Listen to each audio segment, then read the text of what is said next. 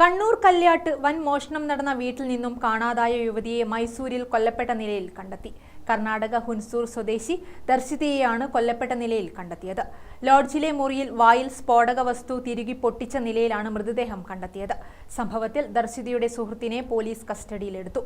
കല്യാട്ട് വീട്ടിൽ നിന്ന് 30 പവൻ സ്വർണവും 4 ലക്ഷം രൂപയും കാണാതായിരുന്നു. മോഷണം നടന്ന വീട്ടിലെ ഗൃഹനാഥയായ സുമതിയുടെ മകന്റെ ഭാര്യയാണ് ദർശിത. ദർശിത സംഭവ ദിവസം രാവിലെ മകളുമായി സ്വന്തം വീട്ടിലേക്കെന്ന് പറഞ്ഞു പോയതായിരുന്നു. ഇവരുടെ വീട് കർണാടക ഹുൻസൂറിലാണ്. സുമതിയുടെ 2 മക്കളിൽ മൂത്തയാളുടെ ഭാര്യയാണ് ദർശിത. ദർശിത മകളോടൊപ്പമാണ് കർണാടകത്തിലെ വീട്ടിലേക്ക് പോയത്.